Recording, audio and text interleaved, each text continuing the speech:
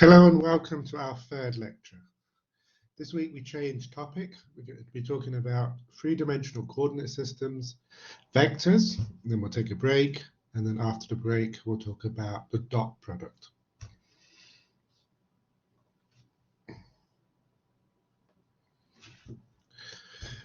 Three-dimensional coordinate systems. We can describe position of a point in R3, three-dimensional space, using three numbers.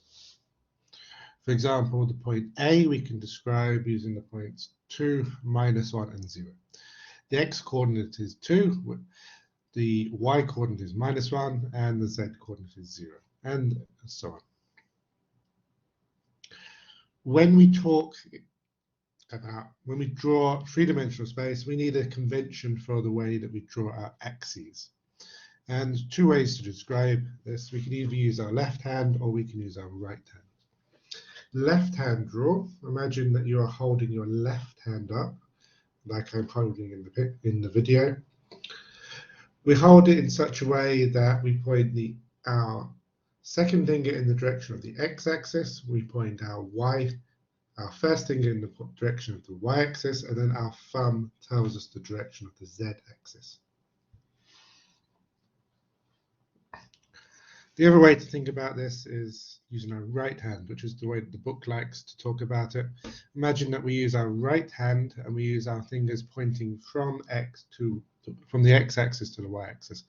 Then again, our thumb tells us the z direction.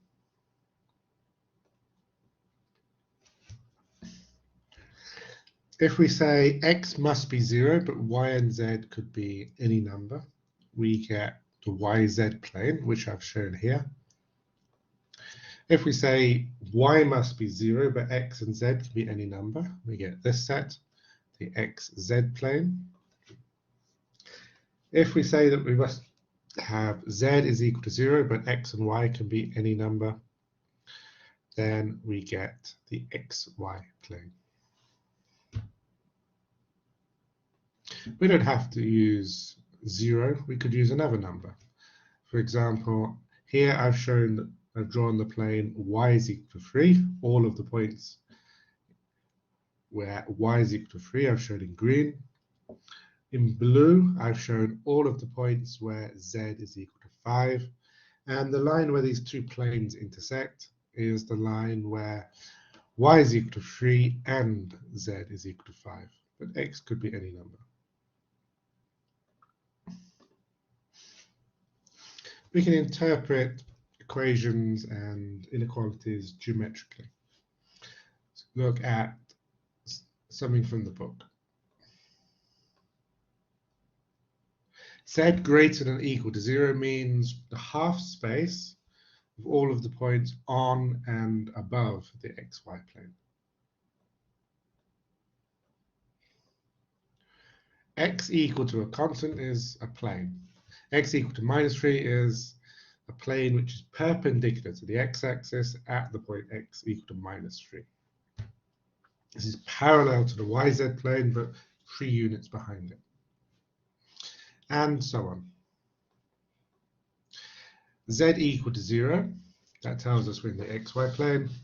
X less than or equal to 0, Y greater than or equal to 0 is the second quadrant in the XY plane, and so on. Y between -1 and 1 is a slab between the planes y equal to -1 and y is equal to 1. Y equal to -2, z equal to 2. This is a line where two planes intersect.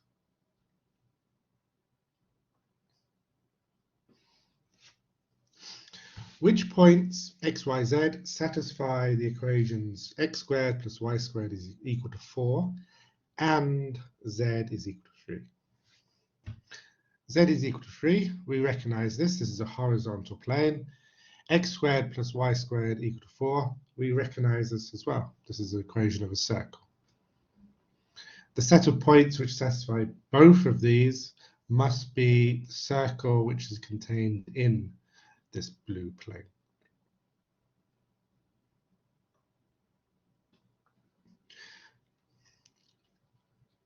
The set of all of the points x, y, and z is denoted by R3. The 3 tells us the dimension of our space. X is a real number. First number is a real number. Second number, y, is also a real number. And the third number is also a real number. So we could think of this set as r. That's why r cubed makes sense. We can measure the distance between 2 points, between the point P1 and the point P2, using Pythagoras. That's the square root of x2 minus x1 squared, plus y2 minus y1 squared, plus z2 minus z1 squared. So, for example, find the distance between 215 and minus 230. All we need to do is stick the numbers into the equation which I've put at the top. I'll leave it for you to check that the answer we get is 3 root 5. And if you've got an exam question like this, this is the way you should write your answer. You don't need a calculator in the exams. You won't be allowed a calculator. You don't need to calculate the 6.7. Instead, you give your answer of the form 3 root 5. Let's talk briefly about spheres.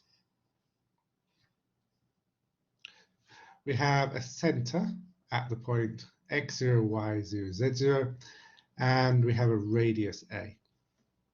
The rule for the sphere is that every point on the surface of the sphere must satisfy the rule that the distance from the point P to the center, P0, is always equal to a. Combining this with our distance formula, we get the standard equation for a sphere of radius a centered at x0, y0, z0. That's x minus x0 squared plus y minus y0 squared plus z minus z0 squared is equal to the radius squared. I put this at the top. For example, find the center and radius of the sphere x squared plus y squared plus z squared plus 3x minus 4z plus 1 is equal to 0. Now this is not of the same form as our standard equation.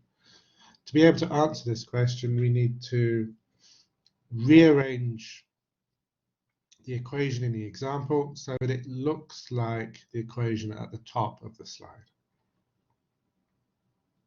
In other words, we need to put this equation into the standard form. And I'm going to use the property that x minus b squared is x squared minus 2b plus b squared. Notice whichever b we have here is half of this number, or it's the square root of this number.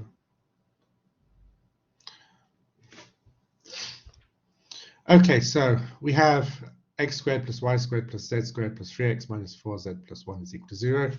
Let's put all the x terms together, all of the y terms together, and then all of the z terms together.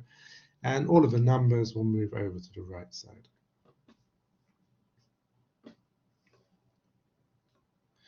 X squared plus 3x, I want to look like the equation at the top. I want to complete the square so this looks like x minus b squared. So I'm going to need to add something and subtract something. What I'm going to do is I'm going to add on 9.4 and then I'm going to subtract 9.4. Why is it 9.4? I'm taking 3. I'm dividing by 2. Because to go to 2b to b, we divide by 2. And then to go back to this number, we square it. So it's 3 over 2 squared, or 9 over 4. Plus y squared, that can stay as it is. I need to complete the square on z squared minus 4z. Take the number minus 4, divide by 2 to get minus 2, and then square it to get 4. That tells me I need to do plus 4 and then minus 4. Move the numbers over to the right. We'll deal with those later. Now we have something which looks like the thing at the top. Plus y squared plus something which looks like the thing at the top. we have x plus 3 squared plus y squared plus z minus 2 squared, and then the numbers on the right add up to 21 over 4. Now we're in the standard form. Now we can read off the information.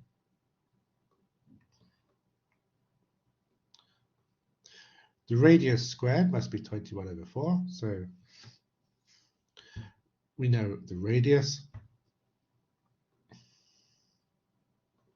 In the standard form, we have minus x0, and here's plus 3 over 2. So x0 must be minus 3 over 2. At the top, it's minus y0, but here that doesn't appear, so that must be just a 0. And at the top, we have minus z0, down the bottom, minus 2. These must be the same. So the center must be minus 3 over 2, 0, 2. And the radius must be the square root of 21 over 4, which we can write as root 3, root 7 over 2.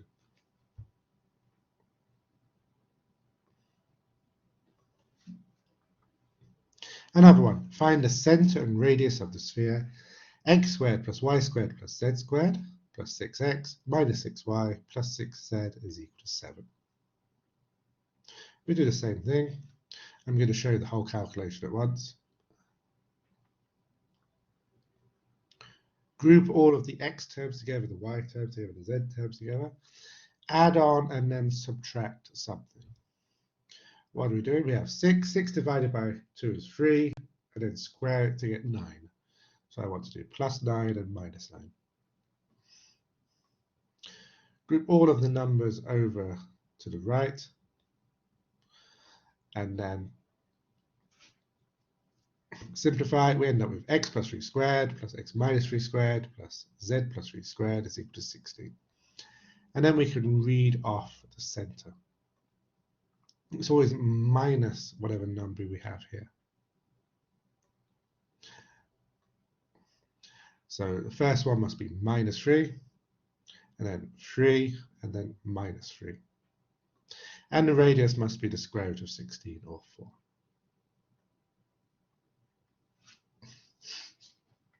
Let's look at an example from the book again. Some geometric interpretations of inequalities and equations involving spheres. If I had x squared plus y squared plus z squared is less than 4, that's the inside of a sphere centered at the origin, not including the boundary. X squared plus y squared plus z squared is less than or equal to 4. That's a solid ball. That's the sphere and everything inside it. X squared plus y squared plus z squared is strictly greater than 4. That's everything which is outside of the sphere, not including the surface of the sphere. X squared plus y squared plus z squared is equal to 4, but with the extra rule that z is less than or equal to 0, that's a hemisphere. That's the bottom half of the sphere.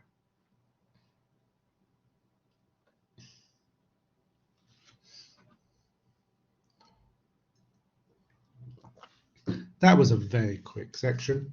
Now we can move on to talking about vectors. For some quantities, for example, mass or time or distance, we only need a number to describe it. But for some quantities, for example, velocity and force, we need a number and a direction. And for this, we use vectors. A vector is just an object which has a size and a direction. We can think of vectors as arrows. The length of the arrow tells us how big the vector is, and the direction the arrow is pointing in tells us the direction of the vector.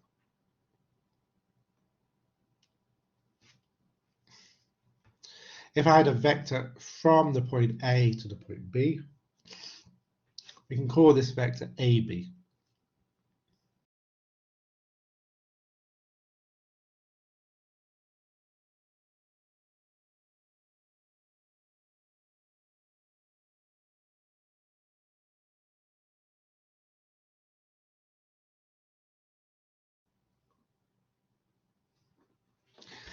This is the vector which has initial point A and terminal or ending point B. The length of this vector is commonly written using double lines. So double line, A, B, double line. Some books might use a single line, but double line is more standard.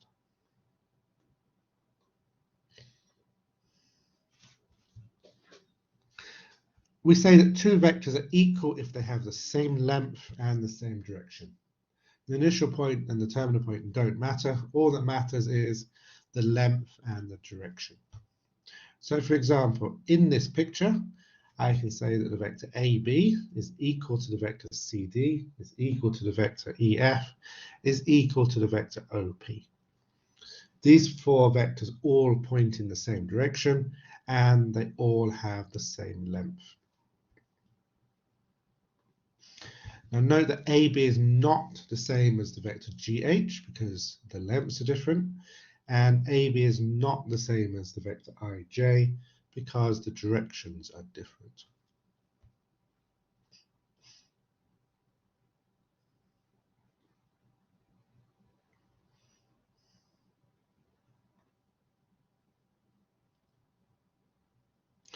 The notation we use for vectors depends on if we're using a computer or if we're writing with a pen. If we use a computer, usually we use bold letters for vectors. Bold U, bold V, bold W, etc. would be vectors. If we use a pen, it's more difficult to use bold, so if we use a pen or a pencil, we usually use underlined vectors. Underlined U, underlined V, underlined W are vectors. So for example, if I write AU plus BV on a computer, or if I'm using a pencil or a pen and I write A underlined U plus B underlined V, then A and B are numbers, U and V are vectors.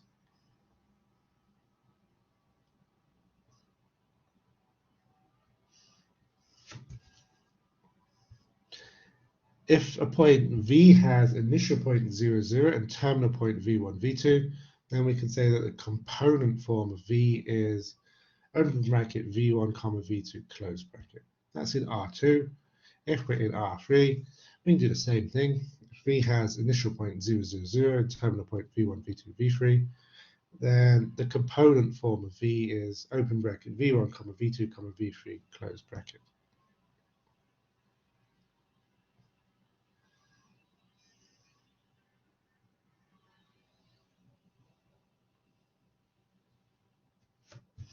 Here's a vector which has initial point P and terminal point Q. This is the vector PQ, which I'm also calling the vector V.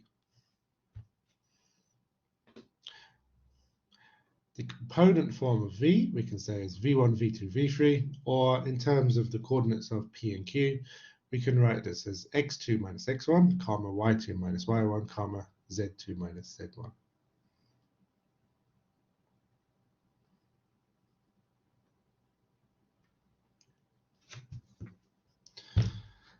The norm, or the length of V, we write like this. Two vertical lines, vector V, two vertical lines.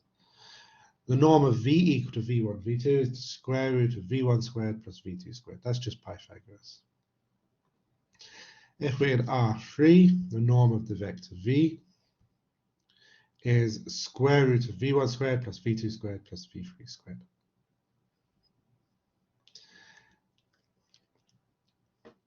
The zero vectors, that's bold 0, which means either the vector 0, 0 or the vector 0, 0, 0, have norm equal to 0.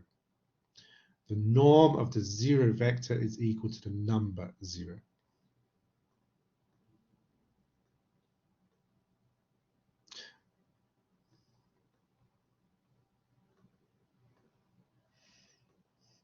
Now there's two different zeros here, so let's just be clear.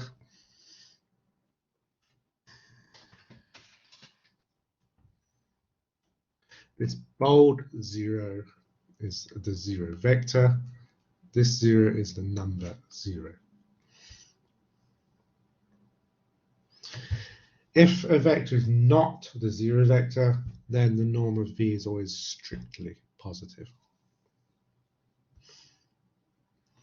Why? It comes from the formula. If it's not zero, then either v1 or v2 is not zero or equivalent in 3 dimensions. Take a non-zero number and square it, we get a positive number. Square root of a positive number is strictly positive. For example, find the component form and the norm of the vector with initial point -3, 4, 1 and terminal point -5, 2, 2. We want the vector PQ. We can calculate that by doing terminal point minus initial point, or Q minus P. Put the numbers in and we find that we want -2, -2, 1. Part 2 of the question asks us to find the norm of this vector. The norm of v is the square root of -2 squared plus squared plus -2 squared plus 1 squared. Square root of 9 or 3.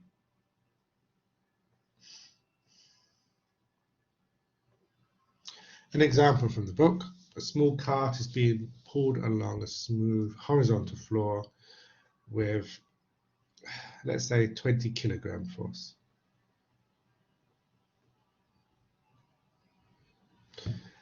Which makes a 45-degree angle to the floor. What is the effective force moving the cart forwards?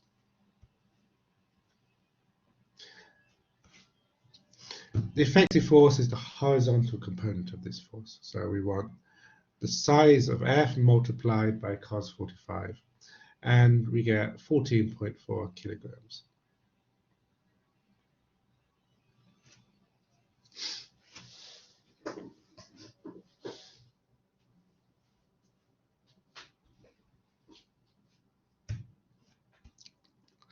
Let's talk about some vector algebra. We can add vectors together, and we can think of that as 2 different ways.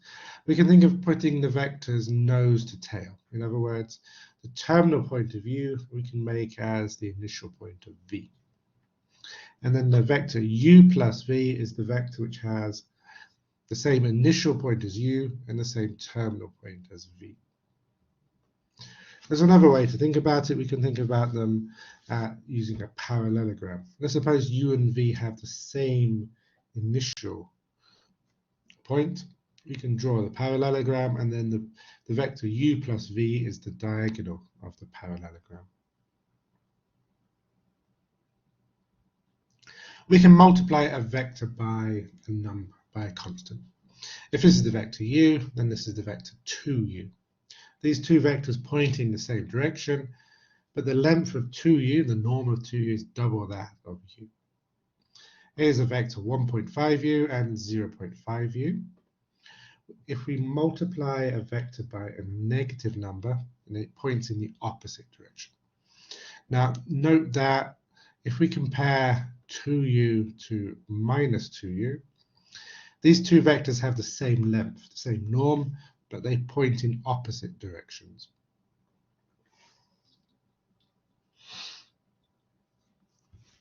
Just like with addition, we can think of subtraction of vectors in 2 different ways.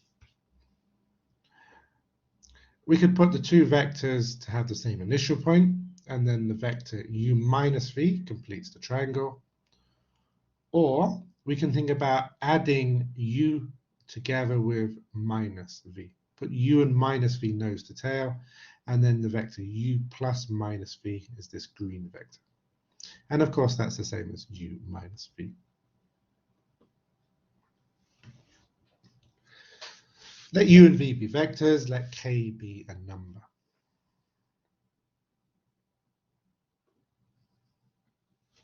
Then we can add the component forms together in the obvious way.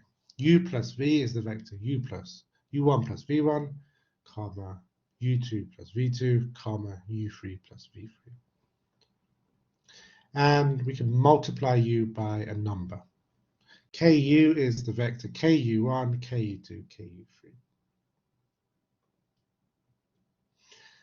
What is the norm of ku? Let's calculate this. I want the norm of the vector ku1, ku2, ku3.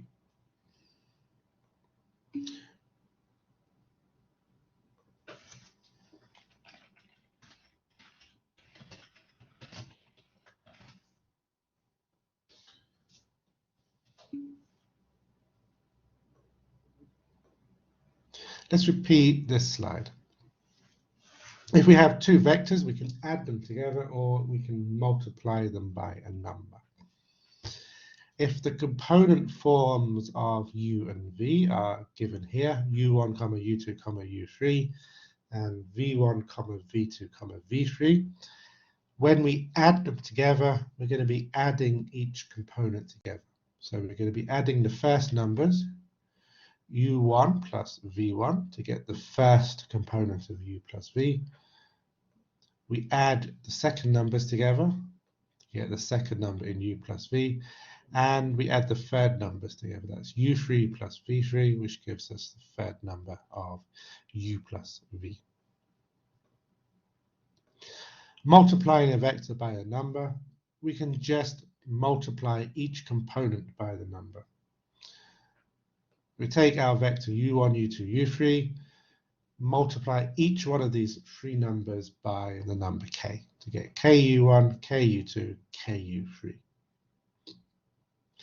But what is the norm of ku? By definition, that's the square root of ku1 all squared plus ku2 all squared plus ku3 all squared.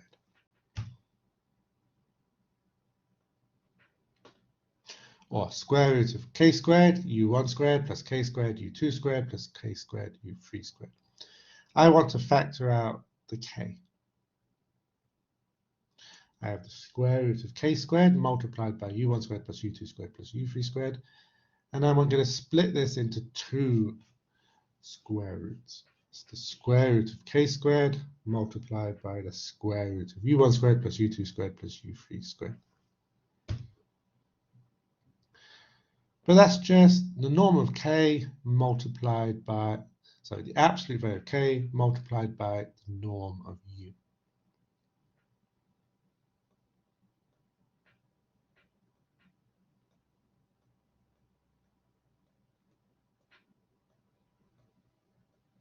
U is a vector, so we use double lines. K is a number. For number, we use single lines. So the norm of ku is just the same as the absolute value of k multiplied by the norm of u. As I alluded to earlier, the vector minus u, or minus 1 multiplied by u, has the same length as u, but it points in the opposite direction.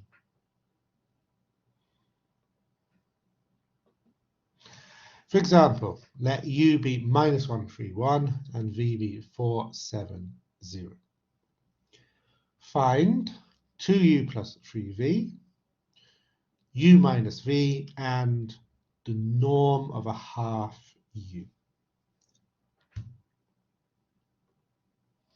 First of all, 2u plus 3v.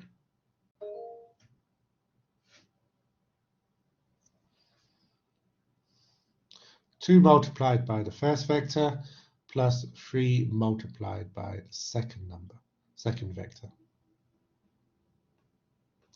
Take the numbers inside. 2 multiplied by minus 1, 3, 1 is minus 2, 6, 2. And 3 multiplied by 4, 7, 0 is 12, 21, 0. And then we can add these together. Minus 2 plus 12 is 10. 6 plus 21 is 27. 2 plus 0 is 2. Calculate u minus v. Same calculation. Minus 1 minus 4 is minus 5. 3 minus 7 is minus 4. And 1 minus 0 is 1. And then thirdly, calculate the norm of a half u. I'm going to use the fact from the previous slide to take this half outside of the norm. Half is a positive number, so we don't need to worry about absolute values. The norm of a half u is the same as a half multiplied by the norm of u. And after we've calculated the norm of u, we find that this is a half root 11.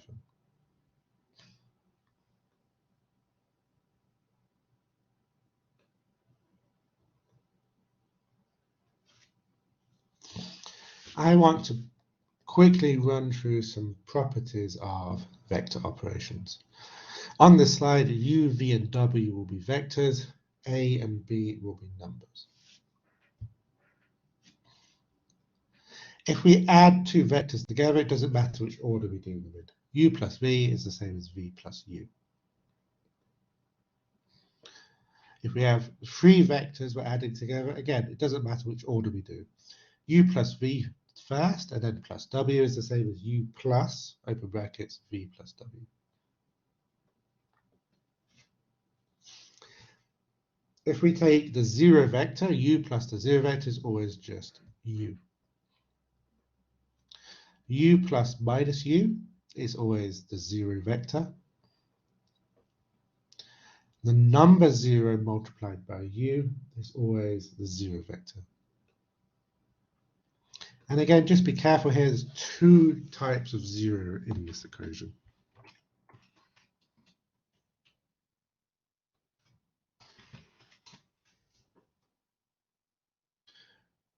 Bold 0 means the zero vector. This 0 means the number 0. 1u is always the same as u.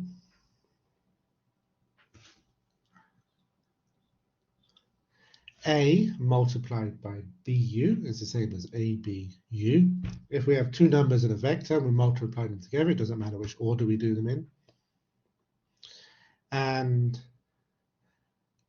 a multiplied by u plus v is always the same as au plus b as av.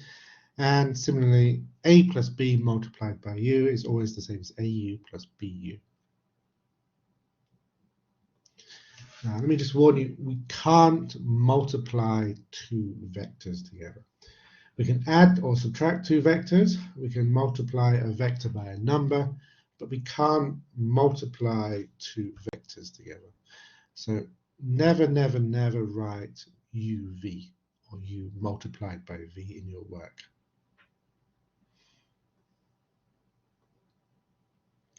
I want to talk about unit vectors. What is a unit vector? A unit vector is just a vector which has norm equal to 1.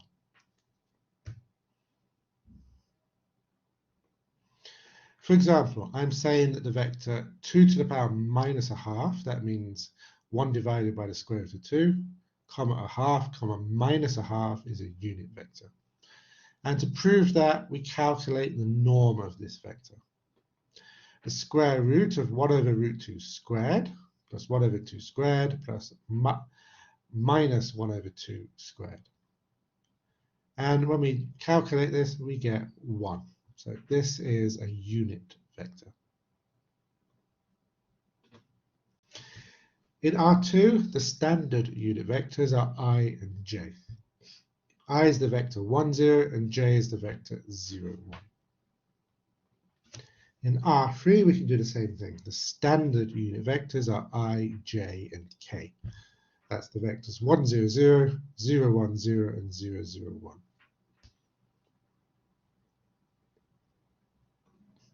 Note that if we have any vector in R3, we can write it like this.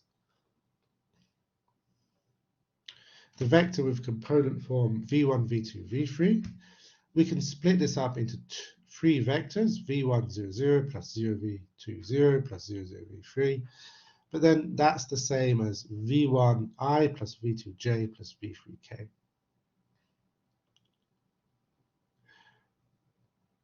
That's two ways to write the same vector.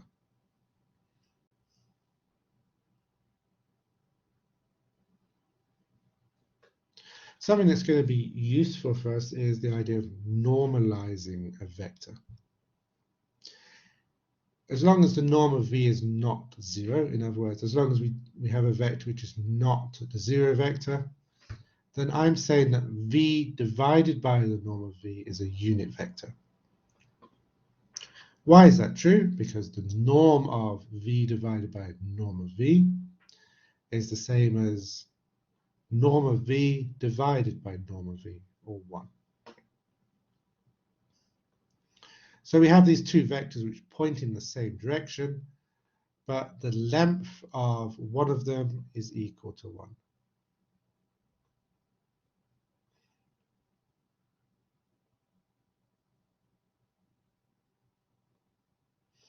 Find a unit vector u which points in the same direction as p1, p2, where p1 is the point 1, 0, 1 and p2 is the point 3, 2, 0.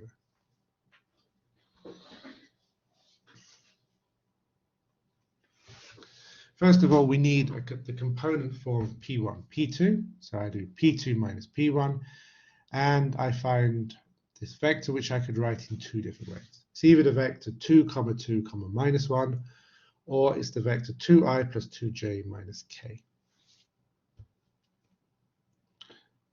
I want the norm of this vector, and I can calculate that that is equal to 3. Then I want to find a unit vector which points in the same direction. This is straightforward. Anytime we want to find a unit vector pointing in the same direction as p1, p2, we just do p1, p2 divided by the norm of p1, p2. And in this case, we get 2/3 I plus 2/3 j minus 1/3 k.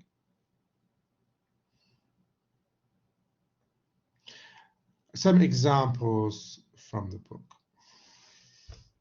Let's suppose we have the vector v, which is 3i minus 4j. And we're told that this is a velocity vector. Express this as a product of its speed and its direction of motion. In other words, we want to write that v is equal to a number multiplied by a unit vector.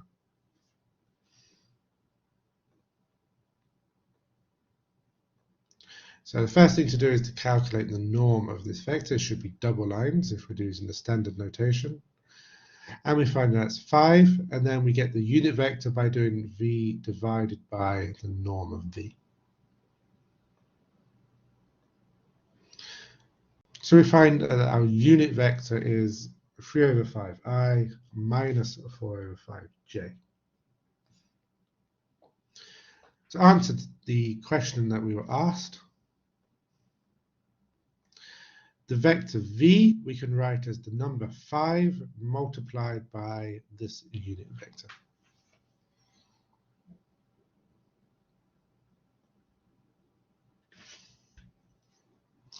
If v is not the 0 vector, then v divided by the norm of v is a unit vector, which is called the direction of v.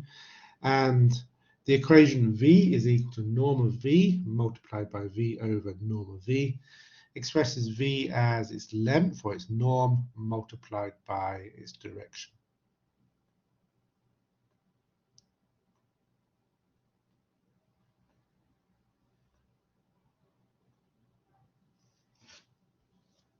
For example, a force of 6 newtons is applied in the direction of the vector v.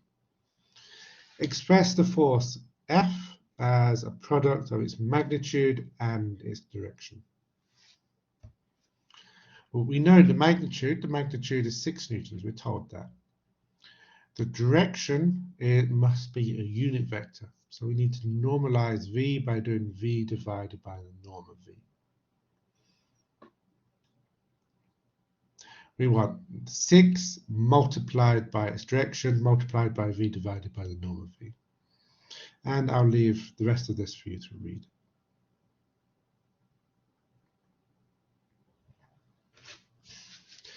We can use vectors to calculate the midpoint of a line segment. For example, let's suppose we have a line which joins the point x1, y1, z1 and the point x2, y2, z2. Suppose we have this line.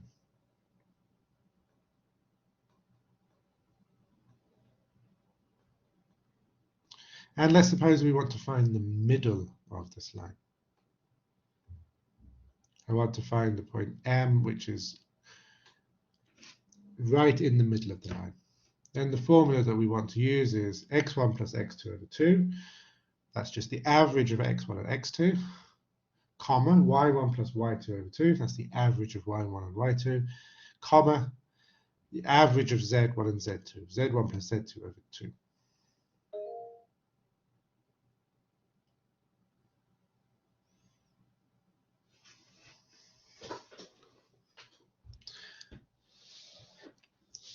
So, for example, look at example 7 down the bottom.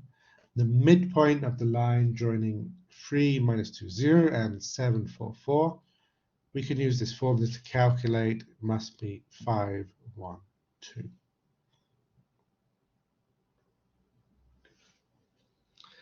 There's 2 more examples in this section of the textbook, which I'm not going to cover in the class. I will leave these for you to read. And now this comes to a good place to take a break. I'm going to continue teaching at 2 o'clock. Did you have any questions that you would like to ask me in the chat?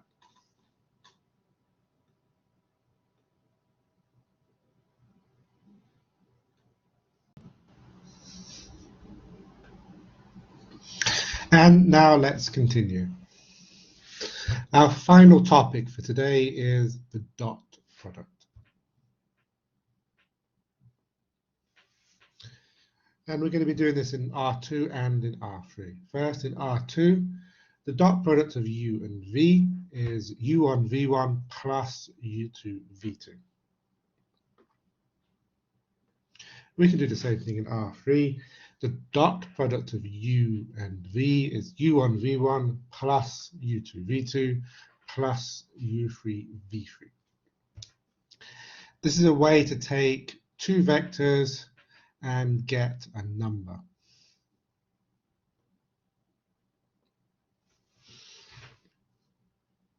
This could be useful to find the angle between 2 vectors. The angle between 2 vectors U and V, if we draw them with the same initial point as in this picture, is inverse cosine of U dot V divided by norm of U, norm of V. That's true in both R2 and R3.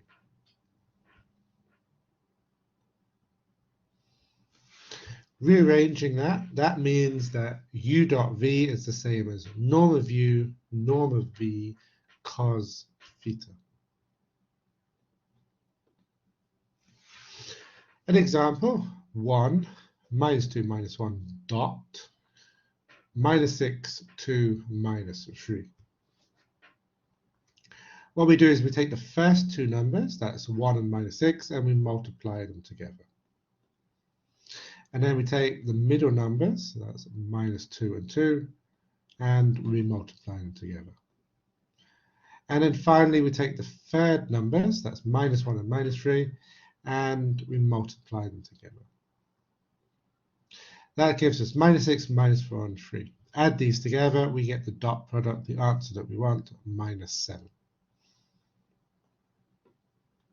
Or another example, a half I plus 3j plus k dot 4i minus j plus 2k. First 2 numbers are a half and 4. Multiply these together. The middle numbers are 3 and minus 1. Multiply these together. And the numbers on the k are 1 and 2. Multiply these together. We get 2 and minus 3 and 2. Add these together, we get the answer of 1.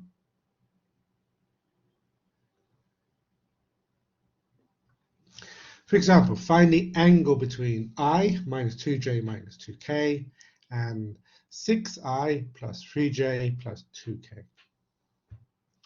And we're going to use the formula which I've written at the top.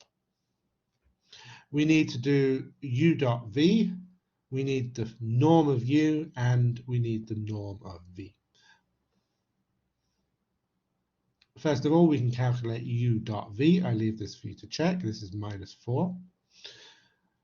The norm of u, I leave for you to check, is 3. the norm of v, you can check, is 7. Now that we have these numbers, we can use the formula. The angle that we want is inverse cosine of u dot v divided by norm of u, norm of v. So that's inverse cosine of minus 4 over 21. If we have a calculator, we can see that that's the same as, approximately the same as 1.76 radians or 98.5 degrees. If you don't have a calculator, for example, if you were asked a question like this in the exam, then the answer you would give would be inverse cosine of minus 4 over 21. Although I suspect that instead of being asked for the angle, you would be asked for cos of the angle. If that was true, then the answer you would give to this question is cos of theta is minus 4 over 21. And you don't need a calculator.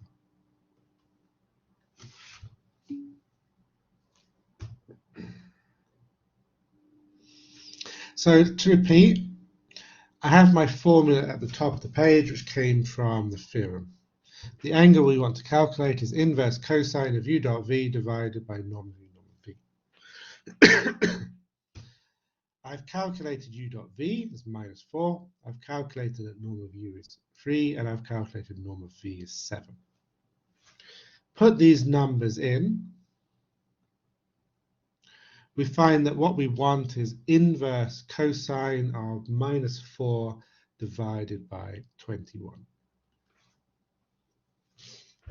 After that, you can use a calculator to get the actual angle. Type minus 4 over 21 into your calculator, press the inverse cos button, and depending on what mode your calculator is in, you will either get 98.5 or you'll get 1.76 radians.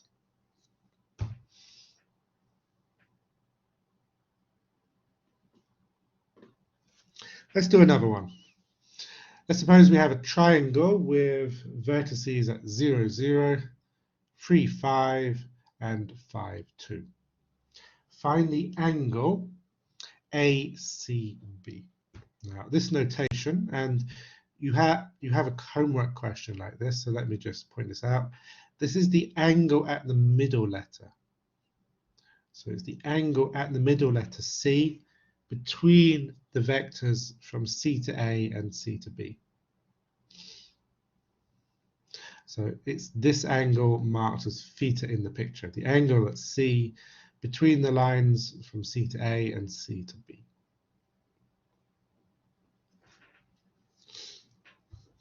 Theta is the angle between the vectors CA and CB.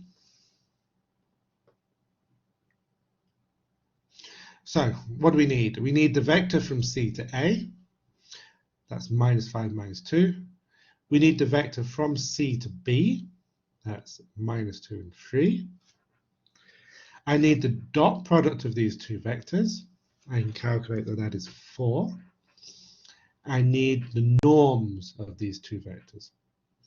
The norm of CA is root 29. The norm of CB is root 13. You can check these later.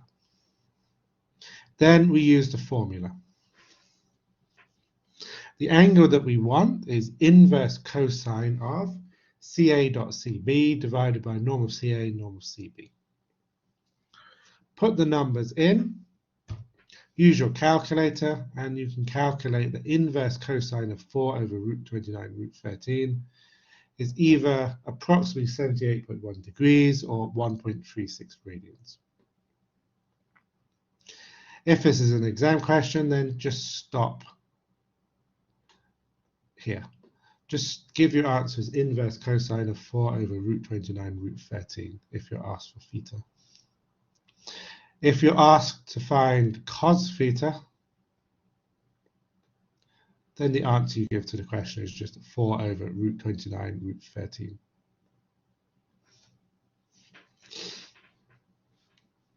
Orthogonal means that the dot product between two vectors is 0. Now, remember that u dot v is the same as norm of u, norm of v cos theta. So there's three possibilities for orthogonal. There's three ways that this could be equal to 0. Either the norm of u is 0, that's the same as saying that u is the 0 vector, or the norm of v is 0, that's the same as saying that v is the 0 vector, or cos theta is equal to 0. How do we get cos theta equal to 0? The angle between the two vectors must be 90 degrees. So orthogonal means either one of the vectors is 0 or the angle between them is 90 degrees.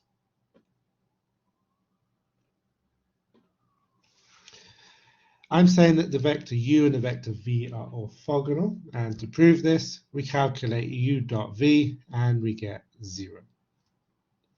Because neither one of these vectors are the 0 vector, we must have that the angle between these two vectors is 90 degrees. These two vectors are orthogonal because if we calculate their dot product, we get the number 0. Again, neither one is the 0 vector, so the angle between these two vectors must be 90 degrees.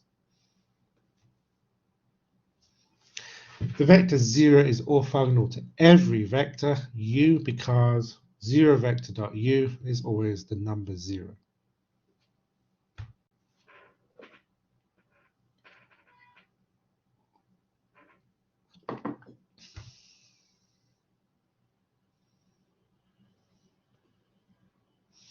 Let's run through some properties of the dot product. If we're taking the dot product of two vectors, it doesn't matter which order we do them in. U dot v is always the same as v dot u. If we have a constant, a number k in there, doesn't matter where k appears. Ku dot v is the same as u dot kv or k multiplied by u dot v. Doesn't matter where we put k. U dot v plus w. V is a vector, w is a vector, add them together, we still get a vector. So this is vector dot vector, that makes sense. That's u dot v plus u dot w. That's vector plus vector. Sorry, say that again, that's number plus number, which is number. Both sides of this equation are numbers. U dot u is the same as the norm of u squared. And as I said on the previous slide, the 0 vector dot u is the number 0. Again, there's two zeros here. The first one is the 0 vector, and the 0 on the right is the number 0.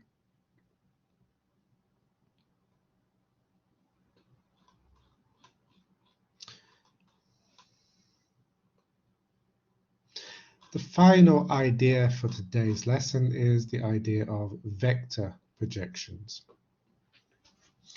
Let's suppose we have two vectors u and v with, well, at least I've drawn them here to have the same initial point, but that doesn't always have to be true.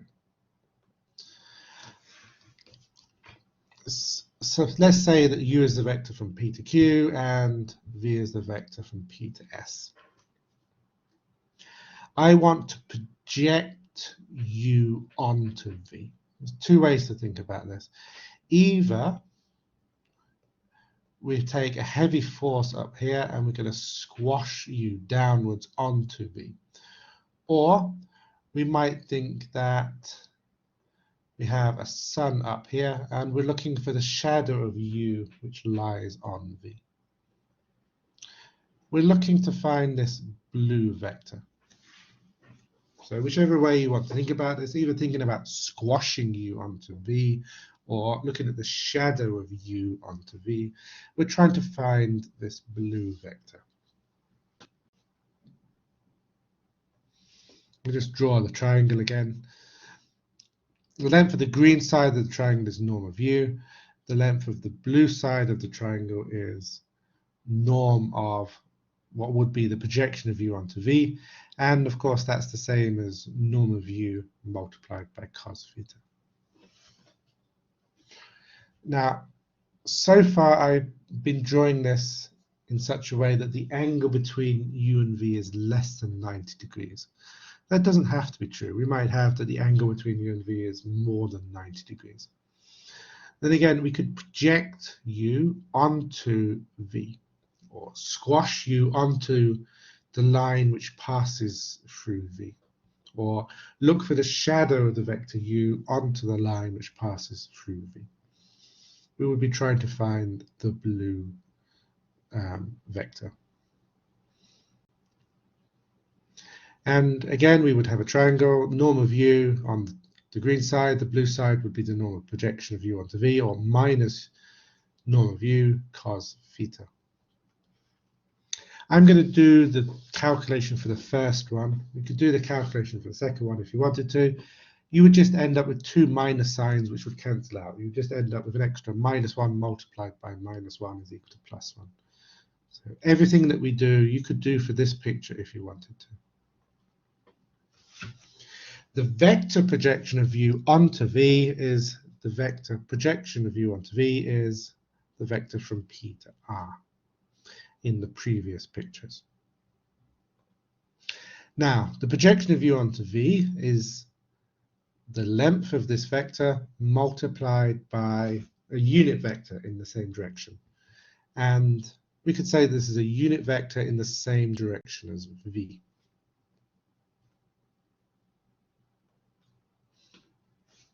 So if we assume that the angle theta is less than 90 degrees,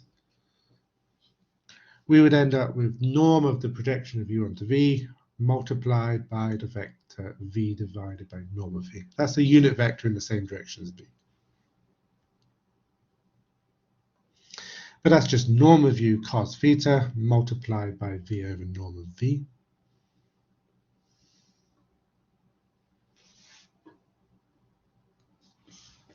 Or norm of v cos theta divided by norm of v squared multiplied by v. I've put an extra factor of v on the top and then extra factor of norm of v on the top, extra factor of norm of v on the bottom. But that's just the same as u dot v divided by the norm of v squared multiplied by v. Because this is an important formula, we're going to write it as a theorem. The projection of u onto v is given by this formula. I proved this if the angle is less than 90 degrees, but you could do the same calculation if the angle is more than 90 degrees, and you would just end up with two -1s which would cancel out, and you would end up with the same formula. Have a think about that if you wish. For the rest of today's lesson, I'm going to be using this formula. Find the vector projection of u onto v.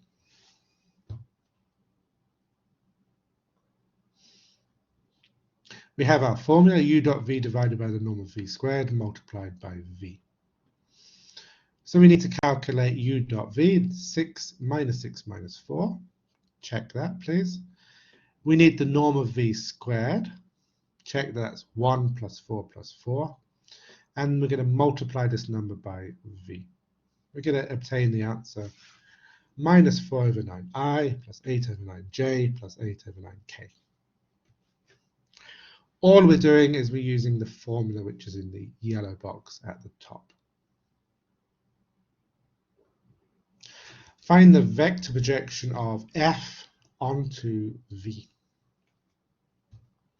Again, use the formula, put the numbers in. F dot v is 5 minus 6, and norm of v squared is 1 plus 9. So we get our answer.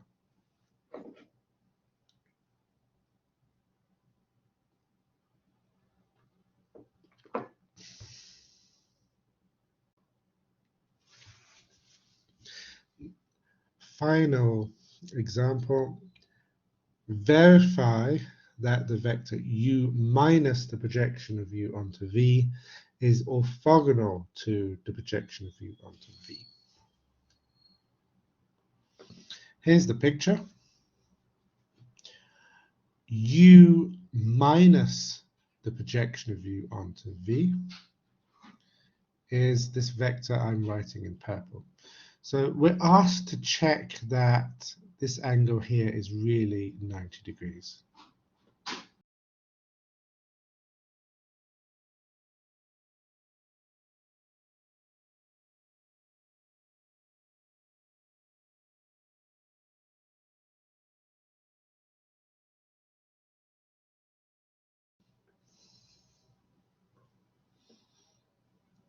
Now, in this picture, I'm saying blue plus orange is equal to green. The blue vector plus the orange vector is equal to the green vector.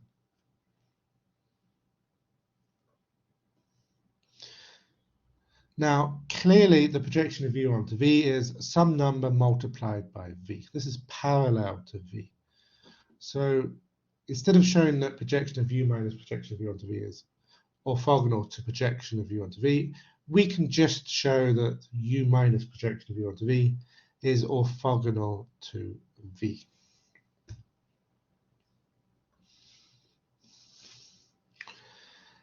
Now, I want to show that this is equal to 0. I want to show that if I do u minus projection of u onto v dot v, I get 0.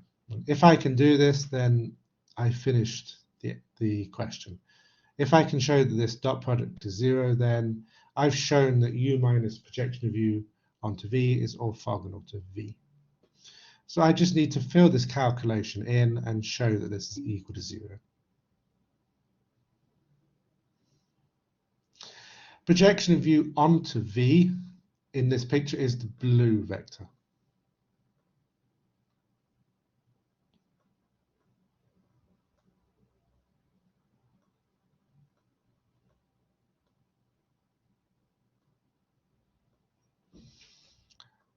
So this is the part of the green vector which points in the same direction as the red vector, or it's the shadow of the green vector onto the red vector, or if we're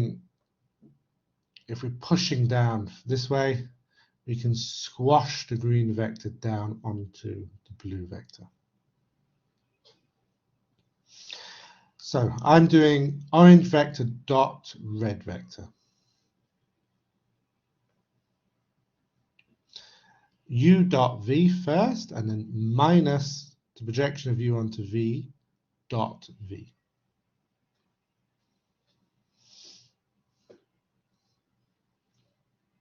Remember that v dot v is just the same as norm of v squared.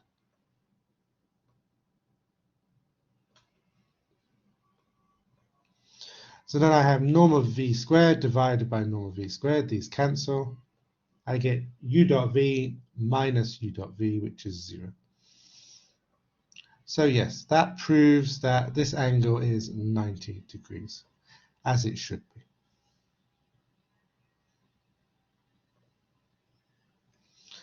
And that is the end of this week's lesson. Next week, we'll look at another way of combining two vectors, which is called the cross product. And then we'll talk about lines and planes in space. Are there any questions?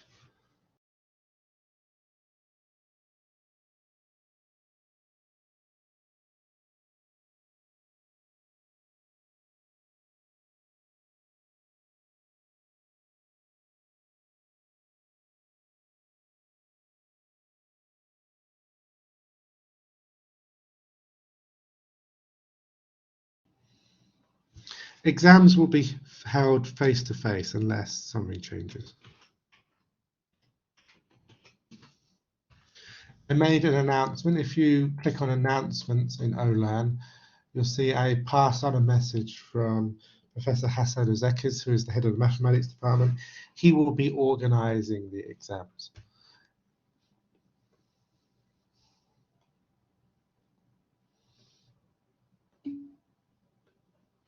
No calculators in the exams. You don't need calculators. You don't need to get a number. If you have an answer which includes a square root of 7, say, then just write square root of 7 down. You don't need to get the exact number. Anybody in Turkey who has a calculator can type square root of 7 into their calculator. That's not impressive. What's impressive is doing the mathematics and doing the first part, getting to the actual answer of square root of 7.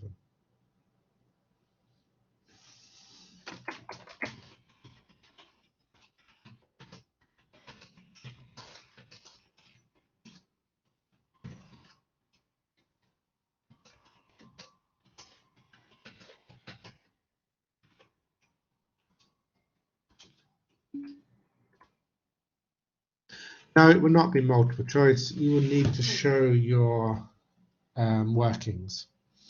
If you look in the course material section, scroll down near the bottom, just above the first YouTube video, you'll see I've given a link to some past exam papers.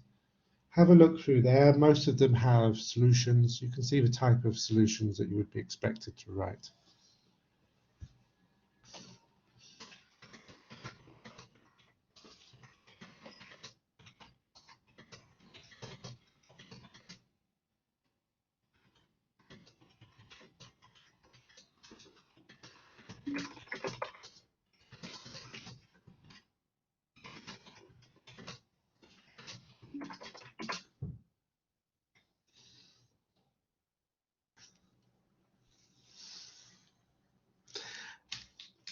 The grading system is to be decided. Professor Ozekis will decide.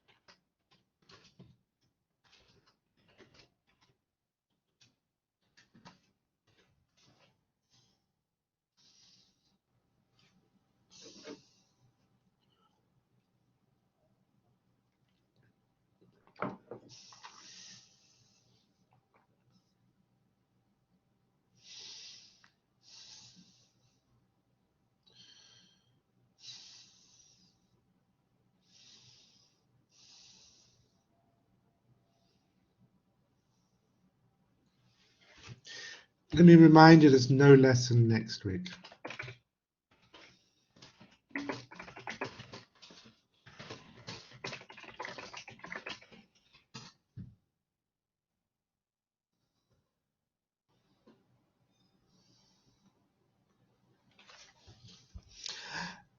I doubt it. That's to be decided, but I expect it's going to be more like the past exam papers.